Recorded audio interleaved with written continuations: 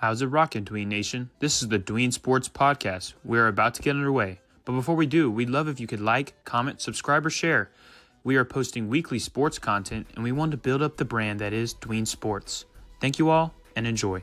Welcome in, Dween Nation. This is your host, Justin Pies, alongside Genoa Agudelo. And today is a special day because it's our final NFL mock draft before the NFL draft that is this Thursday. Super excited. We're going to do a one-round mock, and it's going to be super accurate and be every pick correctly. Unfortunately, we don't have the power for trades, but we're just going to run through all 32 picks and pick who we think's going where, because, man, it's coming right around the corner. I feel like this year it's came up faster than I ever expected it to. Like, it's this Thursday. It's April 24th, and we are going to pick. I mean, in this draft, too, I feel like it's past, like, pick maybe, like, 8. It's really up in the air. Like, I feel like a lot of teams can go a lot of different ways. And I'm excited to discuss it all. But before we do, how you doing, Genoa? Yo, Dween Nation. Justin, I'm so excited. The future of the NFL, it's going to be dictated this Thursday and all the way through Saturday. There's a lot of different things that are into play, guys. NIL has made a big impact. Justin, we saw this alert yesterday that there's like, 30-40% of players are staying. And it's a draft that we haven't really seen before because there's a lot of players that have potential to be in this draft are staying another year in school. So, we might not get these instant impact players off the bat if you're picking from the 4th and 7th rounds. Or there might be some hidden gems that we have absolutely no idea of because they're not making the NIL money. They want to go to the league and make what they would make in NIL in the NFL. So it's very interesting. It's kind of a newer format. Not to mention, Justin, this is going to be in Lambeau Field, I believe, right, Justin? And so very interesting. And so I'm so excited to break it down. And this first round has a lot of drama. It's very juicy. A lot of moving pieces outside of the first pick. So just I'm excited to let everybody out there in Dewey Nation know how it's. I know exactly. And well, the thing is, at least Vegas thinks that they know what's going to happen early because it's crazy to see the fall of SHEDEUR Sanders because he was at first kind of maybe being a top 2 pick, but now he's falling past. I mean, we don't even know yet. And then guys like Cam Ward, who they were like, is Tennessee going to make that pick at 1? Now it's almost a certainty. Ashton Genty has jumped up to me a good amount, as well as like solidifying that Hunter is probably going to be a top 3 pick. But I'm really excited. Let's go into it. I'm going to be the odds picker today, and Genoa is the even. So I get the first overall pick. Yay me! And I'm going to go with Cam Ward to the Titans. They need a new franchise quarterback. Pretty simple. They have Will Levis, yuck, and they need to improve there. Cam Ward, it is easy. What are your thoughts, though, with Cam Ward to Tennessee? Yeah, Justin, they need a franchise quarterback there for sure. Will Levis isn't going to cut it. And then you're in a division with C.J. Stroud, Trevor Lawrence.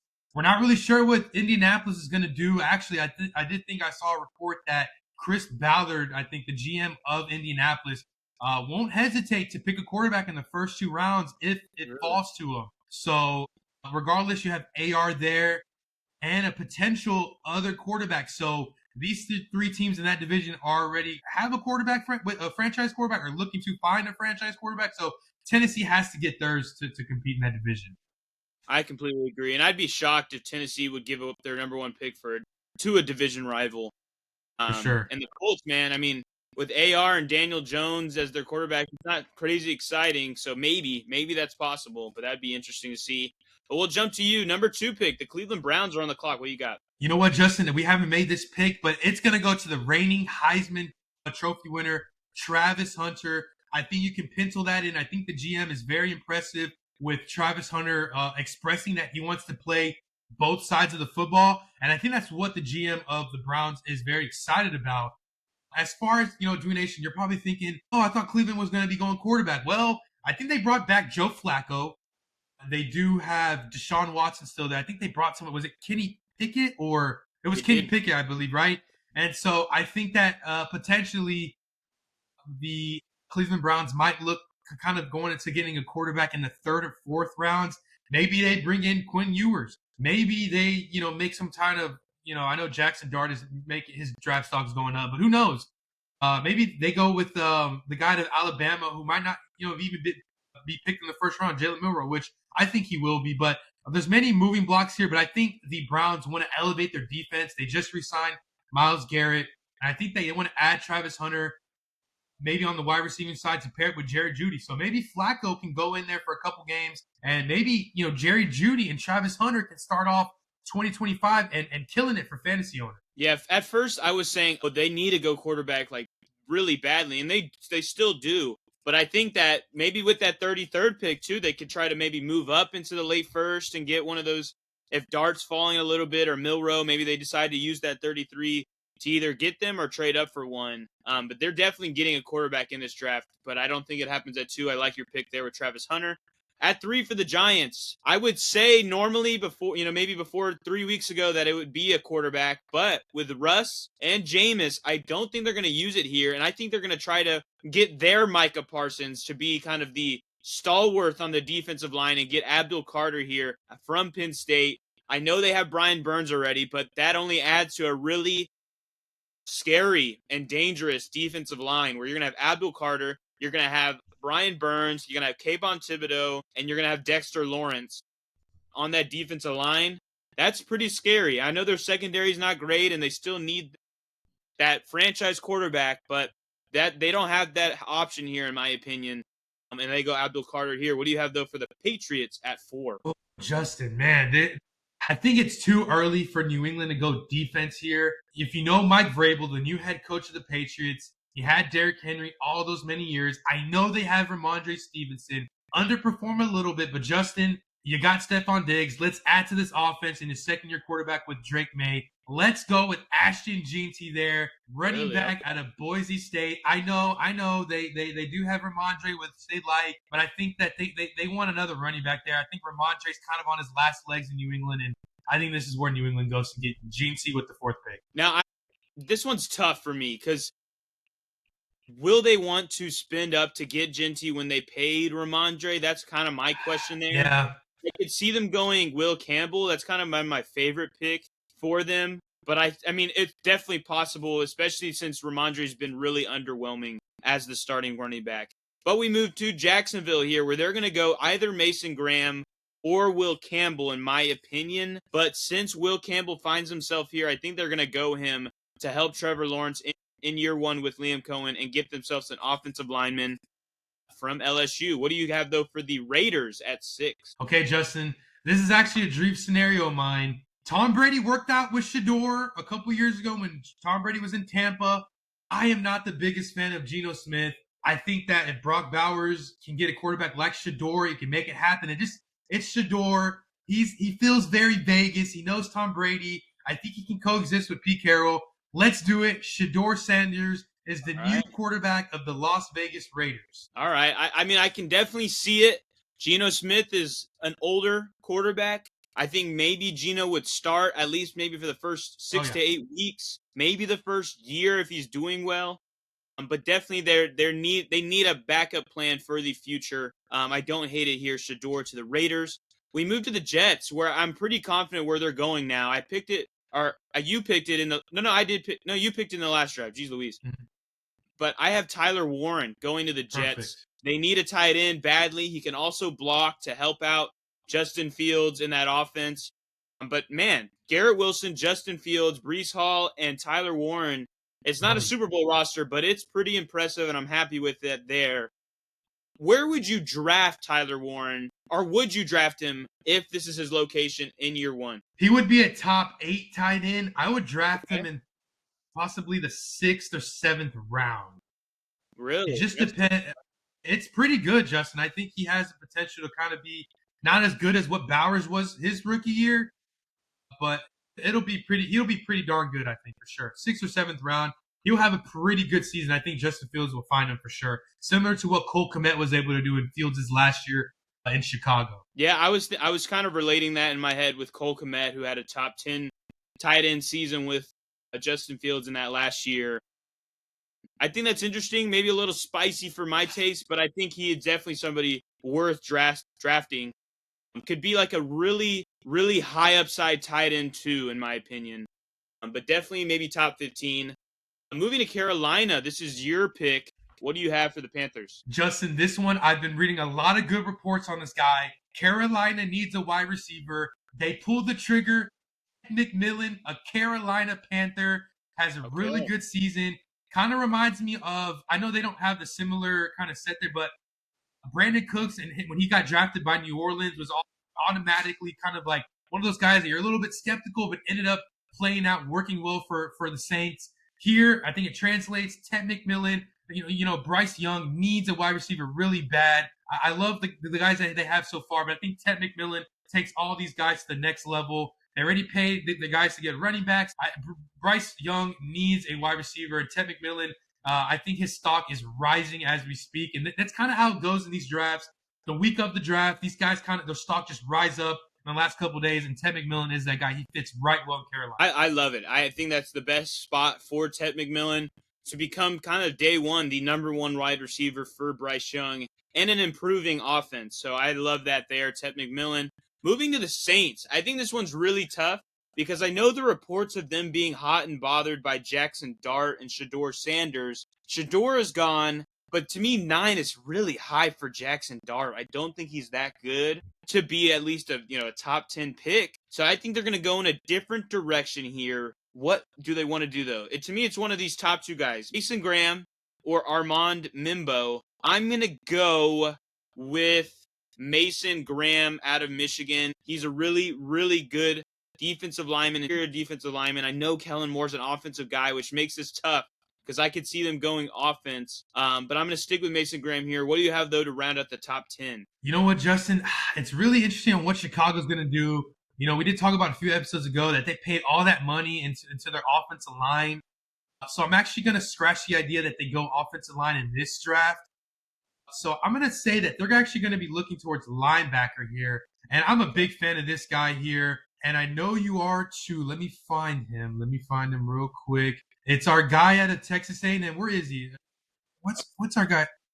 He's the edge, Shamar Stewart? Yeah, Shamar Stewart. There he goes. I was trying to look for him on here. Let's go with Shamar Stewart. I think he goes to Chicago. I wanted to pick offensive line, but I do remember they got Joe Tooney and a couple other guys there that they paid a lot of money. Yeah, I really love Shamar Stewart. Obviously, we got to see him firsthand. And I think that is one last piece that they really need besides maybe running back, but Ashton's gone here. Literally, Montez Sweat, Shamar Stewart. Love that. I'm going to go with San Francisco here, who they've lost a lot this offseason, and I think this is really tough because they could go a number of ways, but I'm going to go Armand Mimbo to kind of be there to help on the offensive line, to help Christian McCaffrey and Brock Purdy.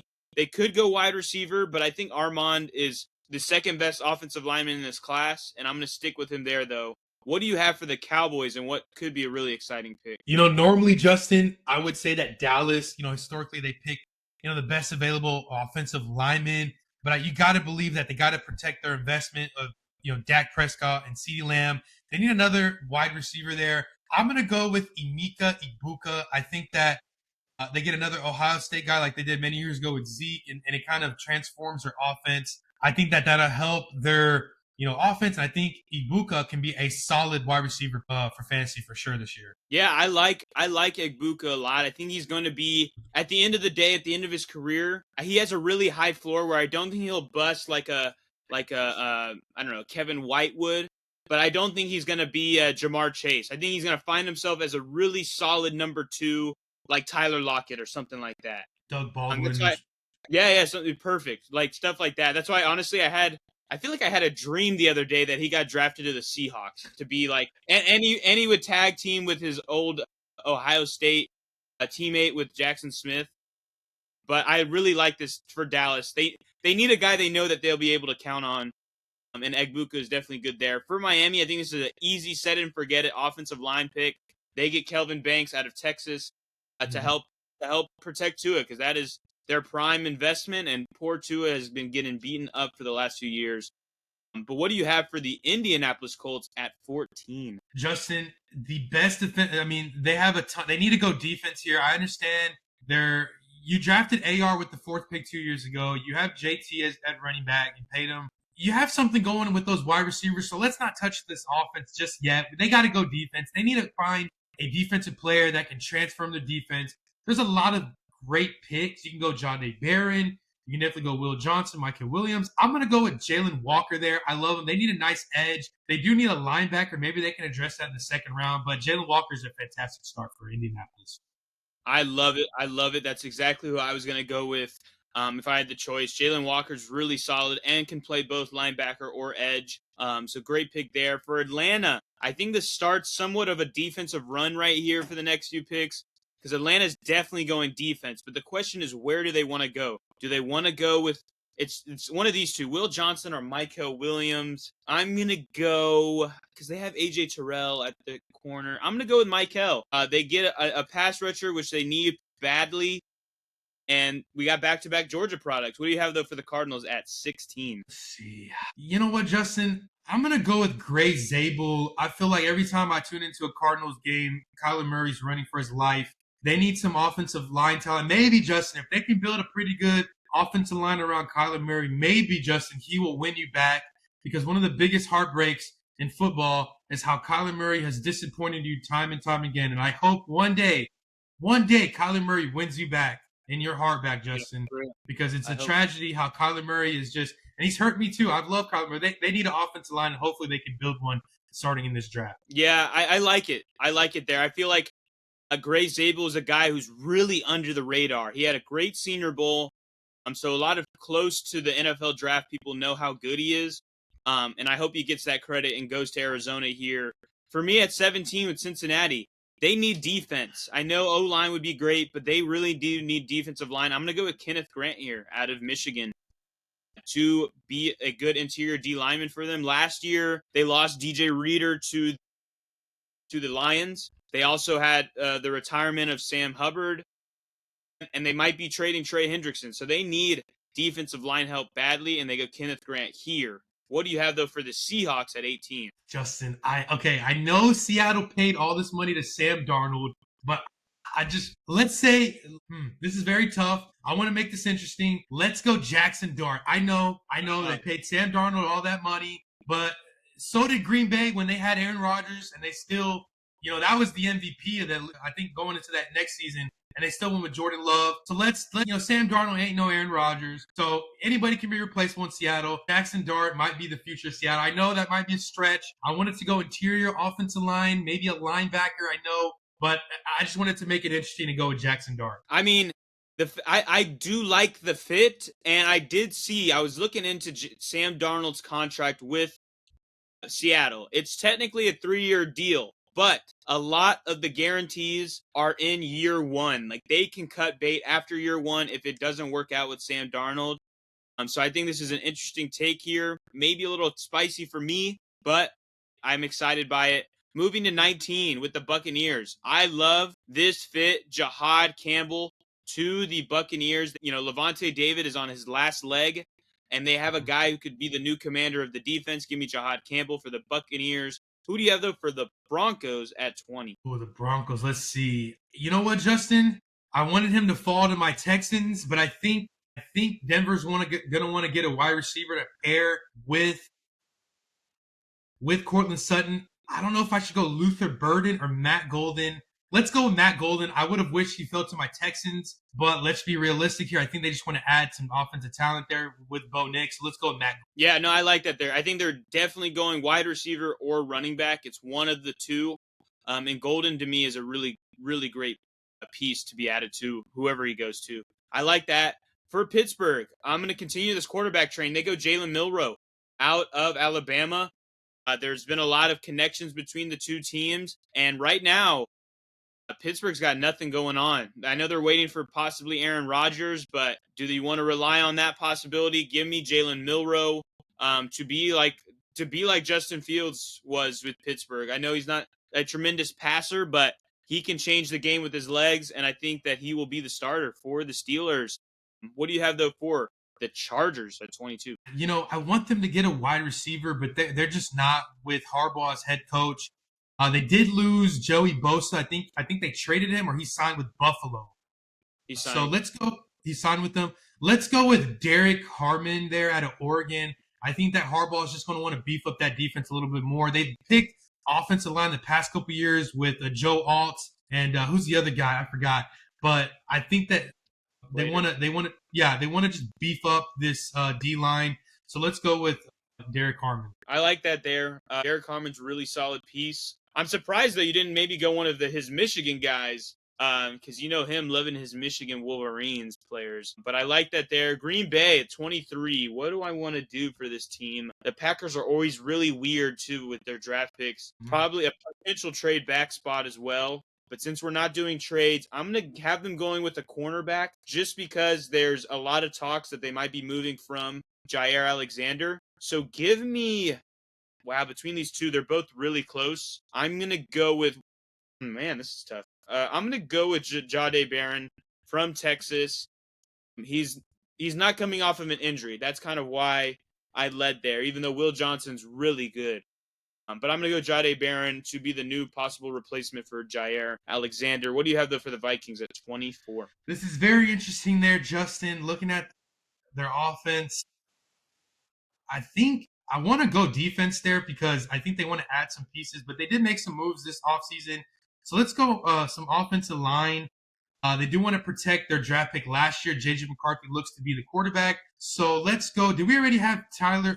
Let's go with Tyler Booker here out of Alabama, and to be one of their key blockers there for the future quarterback, J.J. McCarthy. Yeah, I definitely think Tyler Booker is a first-round talent, and I like it. I like the fit to help J.J. McCarthy, yeah, like you said.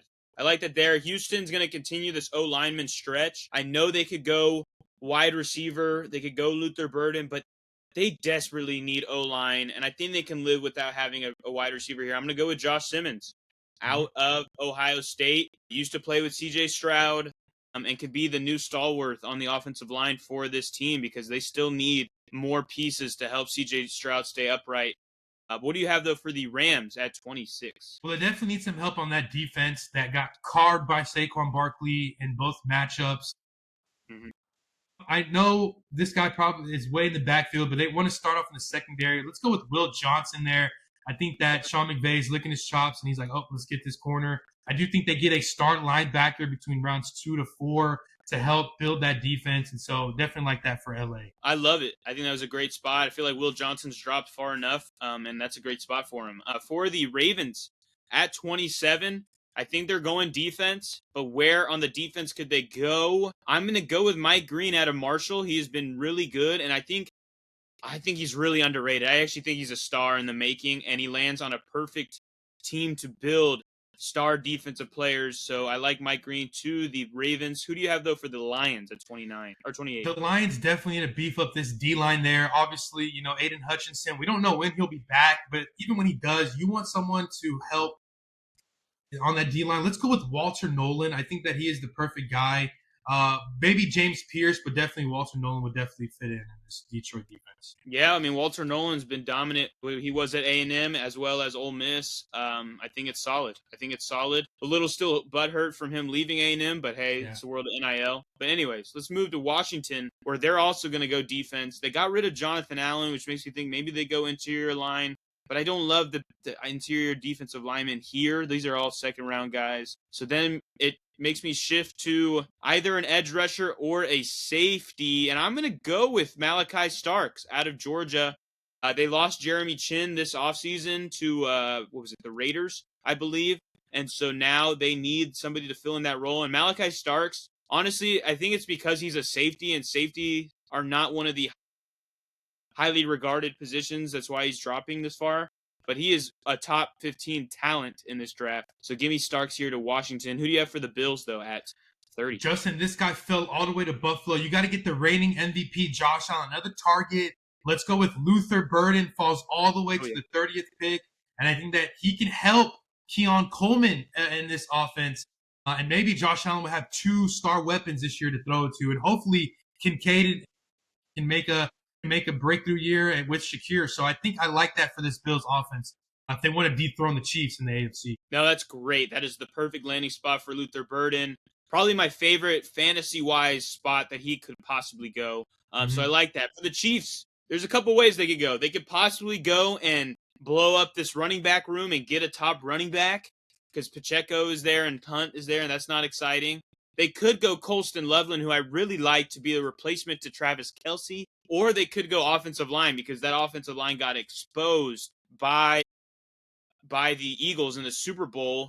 So to me, it lands on Colston Loveland, Travion Henderson, or Josh Connerly Jr. And man, it's a really tough decision for me here.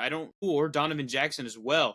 There's some really solid options for this team. And I'm going to go big. I'm going Colston Loveland as the new future Travis Kelce for the Chiefs. Kind of learn from the arguable GOAT of tight ends in Kelce and become that next guy. Like, I know they had Noah Gray and he had some bright moments last year, but this guy is better. This guy is proven, and this guy is ready for the spotlight to be with Patrick Mahomes. What do you have, though, for the Eagles? I just want to say you stole that from me because I was going to say that Philadelphia was going to trade away Dallas Goedert on draft night and be like, you know what, let's get a tight end. I mean, we just won the Super Bowl anyways. We didn't even need Goddard. He didn't really make much plays. But looking at what's left, I think that the Eagles are just going to – they're going to want to add to this dominant pass rush. Like, they lost a couple guys. Brandon Graham retired. They lost a couple other guys. Let's go ahead and go with James Pierce. I think they're fine with it. They didn't have to trade up. They won the Super Bowl. So James Pierce is the guy that they end up getting. I like it. Pierce is only dropping because of his attitude at times, and the fact that he doesn't play every snap. But he is a great talent, and a year ago he was being regarded as a top 5 pick. He has dropped a fair way down the board. But the Eagles always find a way to replenish with really solid talent. I mean, some people were saying Jalen Carter had a bad attitude, and then they picked him at 10, and now he's one of the best interior D linemen in the league. So they could do the same thing here. I like it. And that caps off our draft. We went through 32 picks, and the fastest we've probably ever done so. We could have done 2 rounds if we wanted to, which is funny. But this was a lot of fun. This is our final mock draft before the NFL draft on Thursday night. We will be reacting live to all of the moves. We'll be making TikToks, so stay open on there. And we'll be shooting out our reactions to those. And then, of course, post-draft, we will have our analysis on the landing spots of all these players, fantasy aspects, as well as regular NFL team changes. So a lot of things on the way, but thank you all for listening. And Genoa, send us out. Yo, Dwayne Nation, this was our final mock draft. It's going to be very fun. And in a week or so, we can look back at all these Dwayne Nation and say where we went right and where we went right? Because we won't be wrong in any of these. Right. So, definitely check us out on TikTok. We will be live posting after almost every draft pick in the first round. Let us know what you think, if you're excited, if you're not excited. Also, fantasy implications, fantasy football. After this weekend, we will be able to potentially start looking into fantasy mocks there. So it's very exciting now. So thank you guys for watching. We love you guys. And as always, peace.